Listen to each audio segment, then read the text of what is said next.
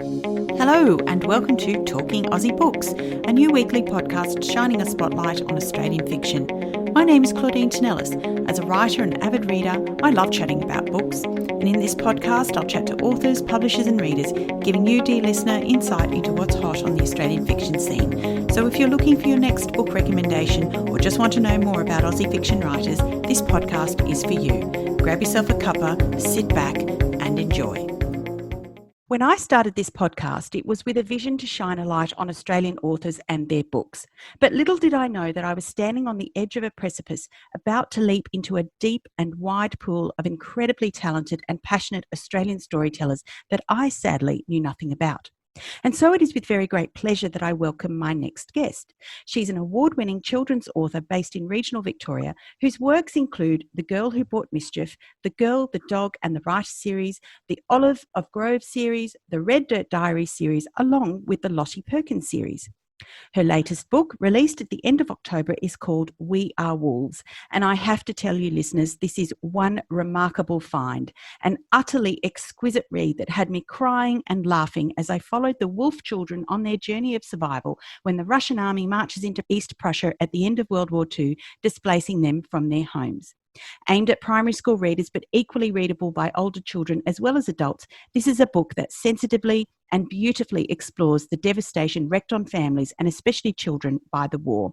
I'm delighted to welcome Katrina Nannestad to the podcast today. Hi, Katrina. Hi, thanks for having me on. I'm excited to be here. Congratulations on this remarkable book. I know we were talking about it a little bit off air, but I wanted to say that I was so completely blown away by the story, and it seems that I'm not the only one. The inside cover of your book is filled with praise for this story and reads like a who's who of children's books. People like Belinda Morell, Jacqueline Moriarty and James Maloney, amongst many others. So I wanted to ask, are you pleased with the reception the book's been getting since its release? Oh, absolutely. I've been blown away by the reception the book got. You know, there's always this thing, you write a story alone and I don't get any feedback until I hand in my final manuscript to my publisher, and then you wait with bated breath to see if your publisher likes it or if they're going to say, whoa, you really missed the mark there.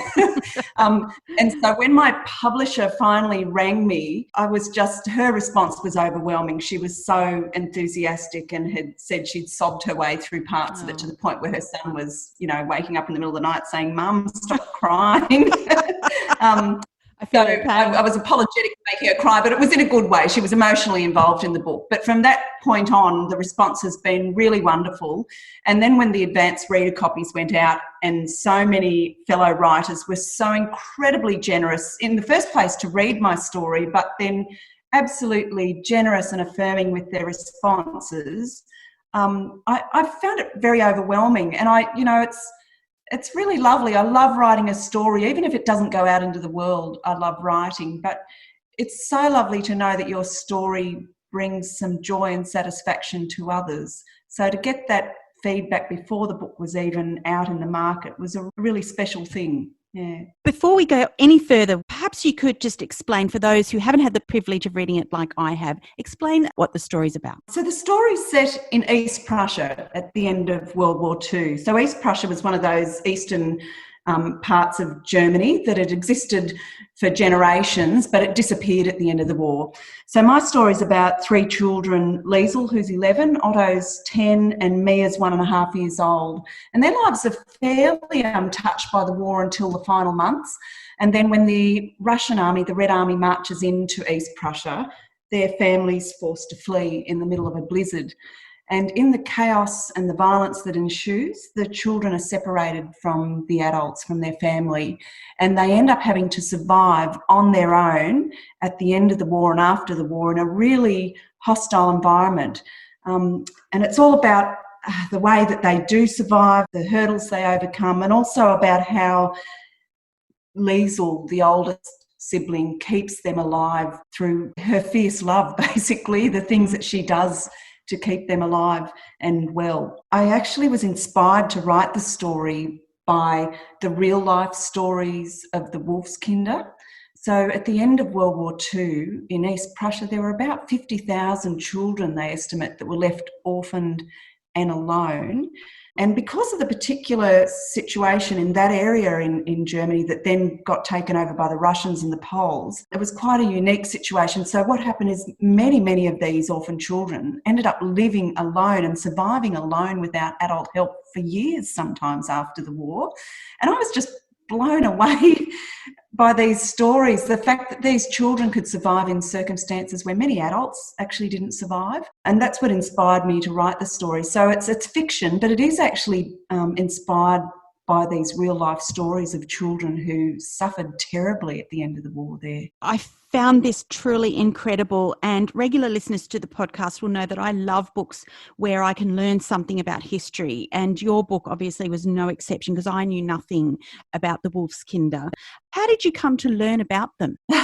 Well, a couple of years ago, I knew nothing about the Wolfskinder either. I'd never heard of them, and I was at the end of the Girl, the Dog, the Writer series, and I was looking online for some ideas, and I was searching on a particular story that I'd heard about in Denmark during the war, and I came across, I think it was probably a Danish newspaper article about the Wolfskinder, and I just, you know how you sort of get sidetracked when you're working and searching online? So I let myself get sidetracked, and I followed some links, and I read a few articles about the Wolfskinder, and I just was astonished, as I say, that these children, at the hardship that these children went through, but also that I'd never heard of them before. I knew nothing about East Prussia. I knew nothing about the Wolfskinder.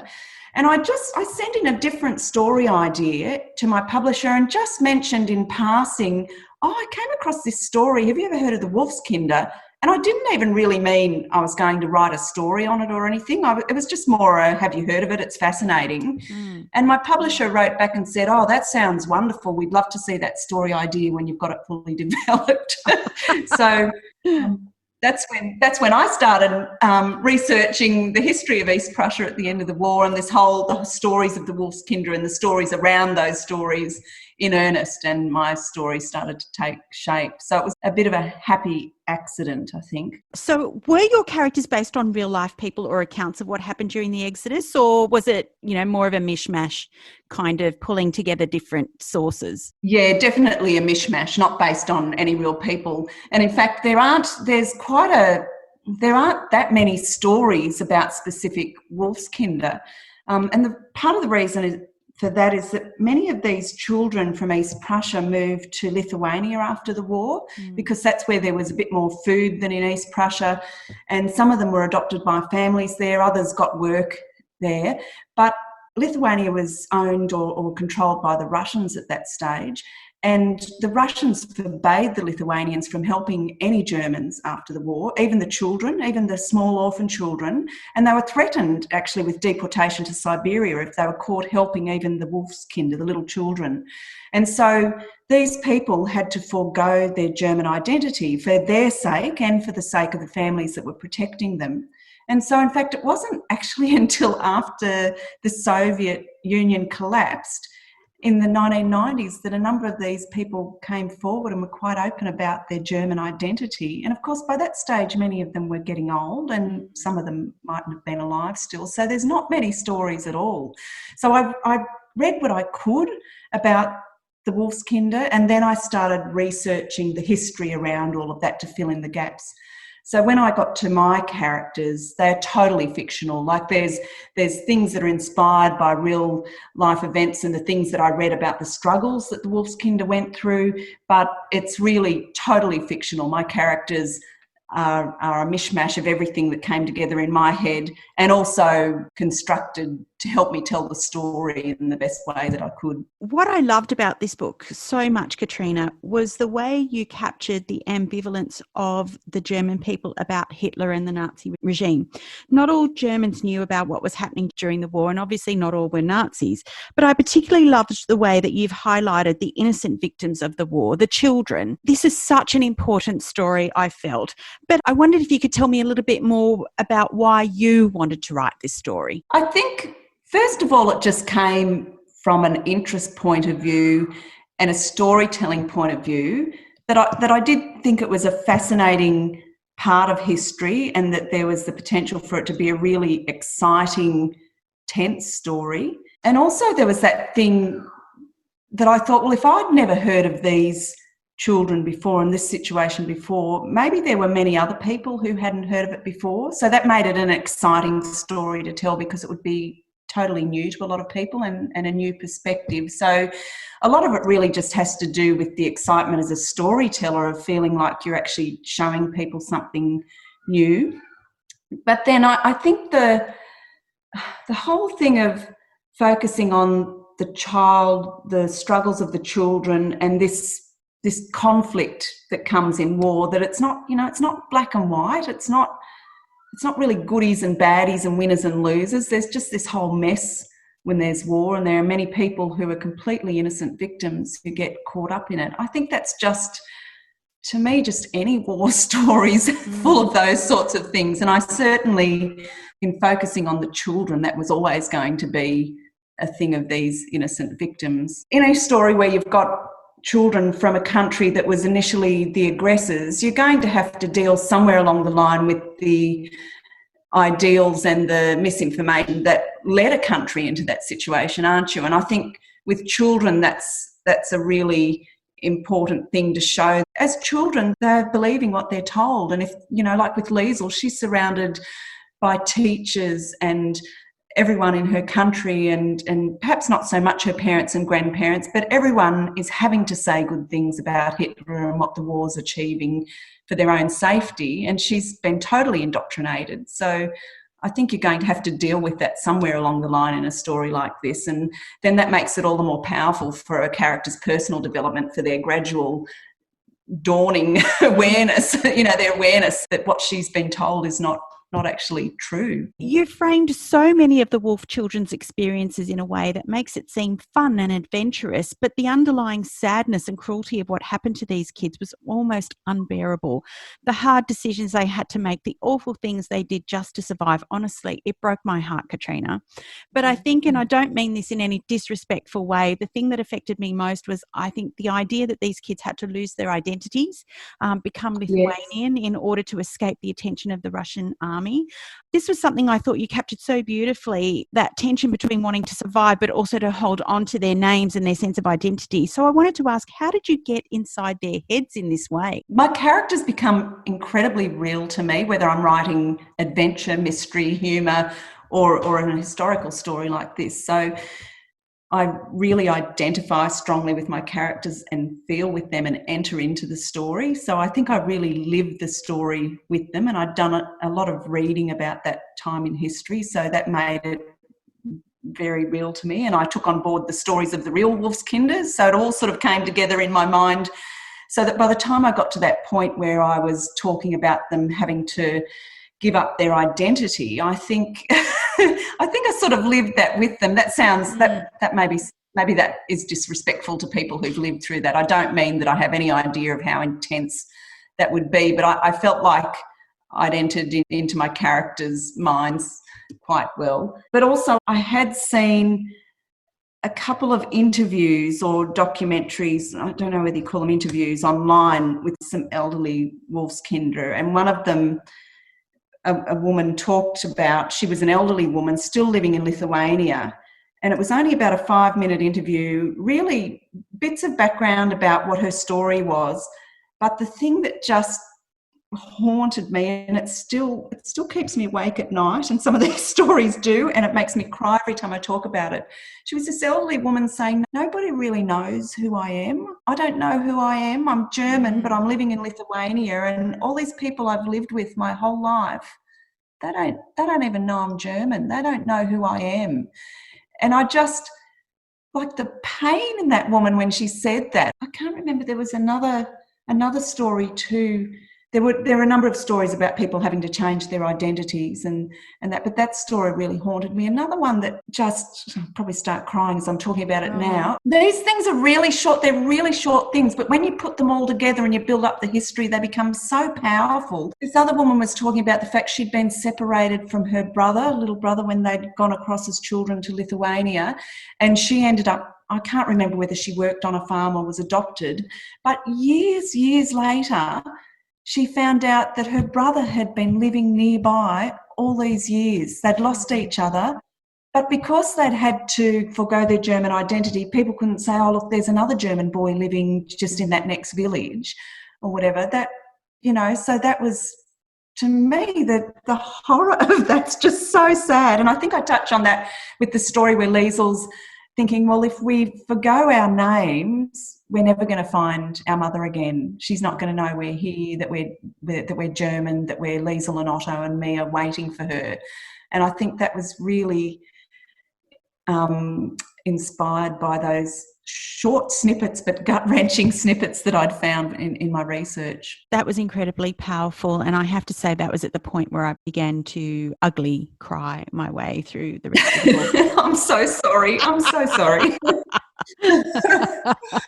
I mean, I can laugh now with a bit of distance from the book, but it's just one of those things that I think one of those scenes that will stay with me for a long time. Now, I have to confess to stalking you a little in preparation for this interview and checking out the shelves of your book nook in your home office. I loved the vintage typewriters I glimpsed on display. So I guess they were just gorgeous. So I wanted to know if you always wanted to be a writer. No, absolutely not. It's funny, I do a lot of school visits and I have heard other authors give school visits. I think without exception, every author I've heard speak says they were avid readers as children and they started writing at a really young age. They really escaped into their own stories and other people's stories. I didn't even like reading as a child. I actually read comics and I like to watch TV. The books I was shown were so boring. And I always tell kids this because I think it's really sad that nobody showed me an exciting book that was the right one for me. That, other people liked the books I was shown, but they weren't the right ones for me. So it really was only in my teenage years that I found my way to adult fiction, I suppose. Things like historic fiction, like Leon Uris and James Michener really appealed. So again, historical fiction and a bit of war fiction in there. And then I had a really fantastic English teacher in year 11 and 12 at school who was passionate about literature. And I just, as you do with someone has a passion for something, I caught her passion for literature. So from there, I went on to study literature at university and I became a school teacher and then a mum. And I think it was really just loving the magic of sharing good stories, not the sort I was shown as a kid, but fun, exciting stories with my students and my own children, that I decided it would be really fun to create some of that magic myself. So I was a bit of a late bloomer, I suppose, when it comes to reading and writing. Did you always think you would write for children then? Yes, I did. Initially, I sort of thought it would be fun to write picture books, but the first story I had published, I wrote with a view to it being a picture book, but the humour and the humour was probably a bit too old for little kids, and it was published as a little young child's book novel sort of thing called Bungaloo Creek with black and white pictures. And I just sort of found I probably just had too many words, too much of a waffler maybe. And also I really love humour. I think, obviously picture books have humour too, but I think the kind of humour I like to share was sort of more primary aged humour. I did actually start trying to write a book for adults at one stage, but it became a bit twee and a bit cute, and it ended up being changed, and it's the book that I wrote as The Girl Who Brought Mischief. So it started off as an attempt at writing a story for adults that just didn't work. I think I've found my place where I sit comfortably. Now, in recent years, you've made a tree change to a property outside of Bendigo. So I wanted to ask, do you think that has helped your creativity in any way? Or do you think that writing is more about discipline than inspiration? Oh, that's a big question, isn't it? I would have to say discipline's a really big part of my writing life. And I think inspiration definitely is a huge part of it too. But I think for me, I need the time set aside and to be working and disciplined for inspiration to strike. I think if I wasn't disciplined, I could go through a whole year and maybe not write a book. Whereas if I set out with purpose to find a good story or create a good idea and to write it, it will happen. There'll be lots of frustrated hours and days and weeks, but the inspiration will finally strike. I think the privilege of living out in a quiet country area is that I can just lock myself away and people aren't likely to just call in unannounced or anything. So I have really big chunks of time to work, and if I want to go out for a walk to clear my mind, I can go out without running into anyone and having my thoughts disturbed. So I suppose that's the privilege of living in a country area. But I've probably always had that since the time I stopped teaching to focus on my writing. I was probably always pretty fortunate to have big chunks of time anyway. And you have many creative outlets, I see, not just your writing. You bake, you paint and crochet. So do you think that they all help to feed your writing, or is it more about finding ways to switch off the writing part of your brain, do you think? Oh, I think it's both, actually. I definitely think creativity in any form feeds other forms of creativity in your life. And I think too often when you're doing, for me, when I'm doing something like drawing or crocheting or baking, it's a fairly, I don't know whether mindless is the kind of word, maybe meditative sort of thing, so that you're really just focused on the thing you're doing with those other creative pursuits, which then I think clears my mind up to think on story things. Often, when you're writing a story, you'll get stuck on how to solve a particular problem. And I find if I go away and walk or bake or draw pictures or something, and I'm not even thinking about it, that's when the solution will come to me.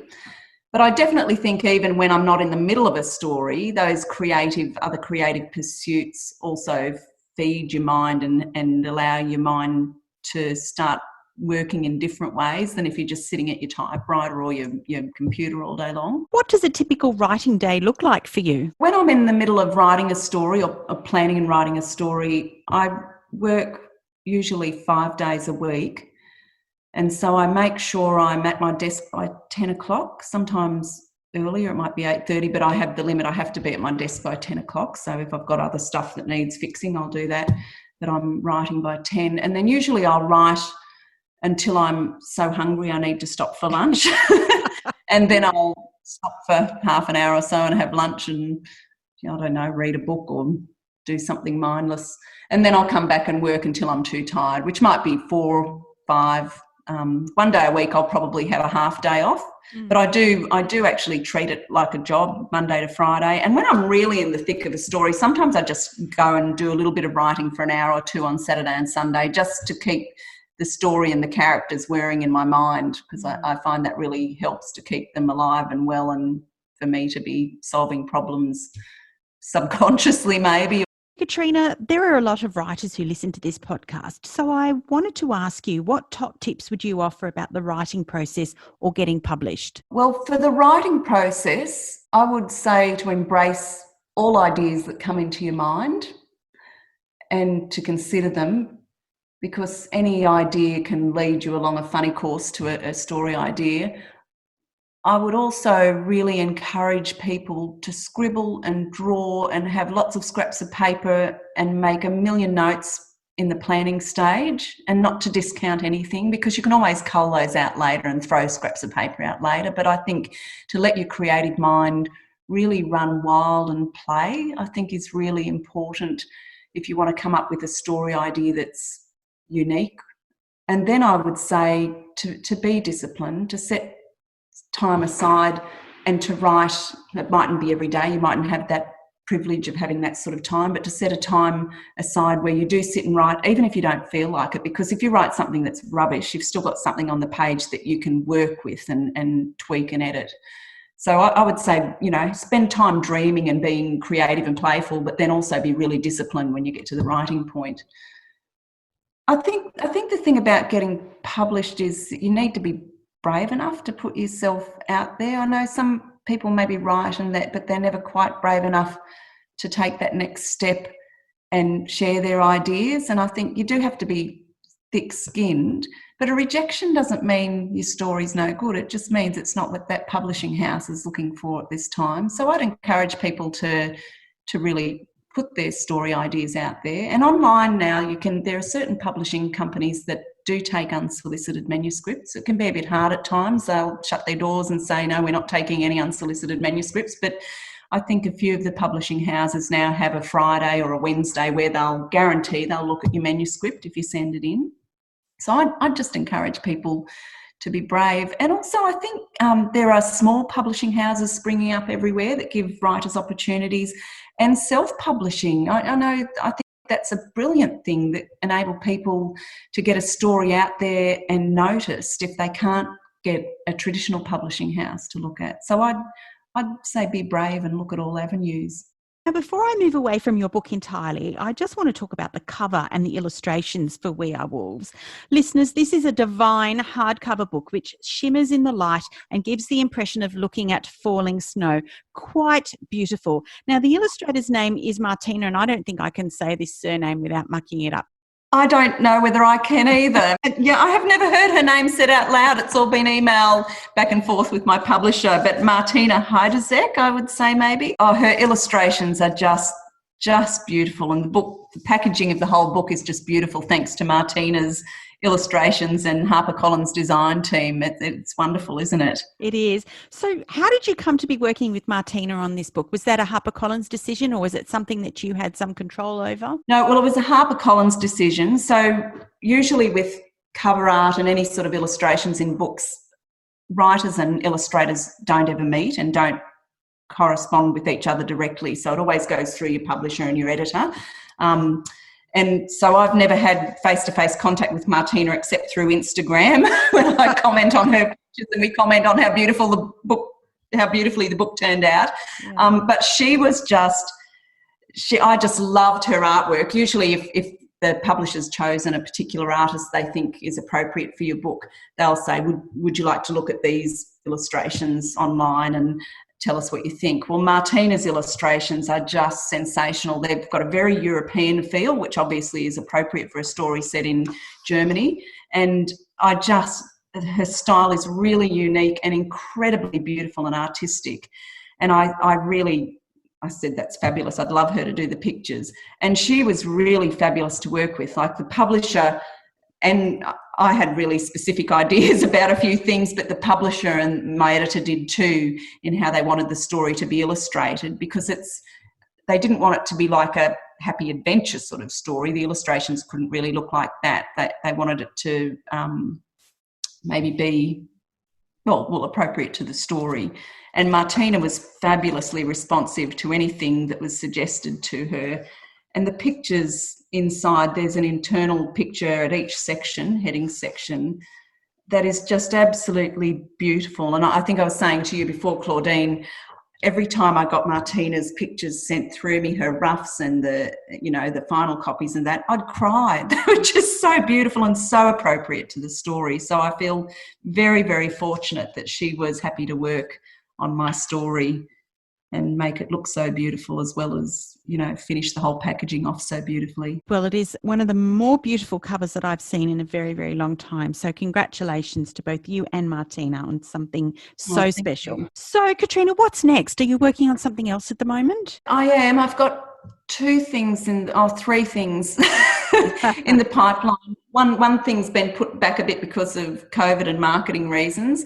So it's probably not even worth talking about at the moment, but I think the aim is that mid next year I have a sort of fun series starting for younger readers. That'll be, for 7 to 10-year-olds, a bit more illustrated and more humorous, fun sort of stuff. And then at the end of next year, at the moment, I'm planning, I have another historical novel planned, and I've just finished the first draft of that. And I'm not sure whether I've got it right. I've just put it aside till the end of January to meet my deadline. So I'm putting it aside till January, when I will revisit it, when I've got a bit of space between me and it. We Are Wolves is the first historical novel I've written. And I really struggled with that, with getting the balance between the serious stories and honouring those real life stories and making a story that was accessible and appropriate for children and enjoyable for children to read. I really struggled with that balance.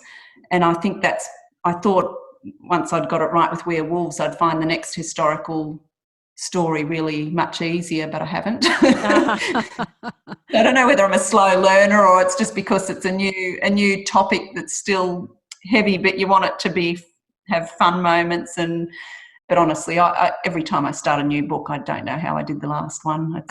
It's I can't tell you the number of people that have said that to me, that, you know, each book that they've done, they're convinced they can't do another one. When I get a book sent to me, you know, the first copy's out and I think, oh gosh, how did I do that? And then when I start to write the next one and you've got, you know, 60, 70,000 words ahead of you and you've got to like start from nothing, I just think this is ridiculous. I don't know how I did that.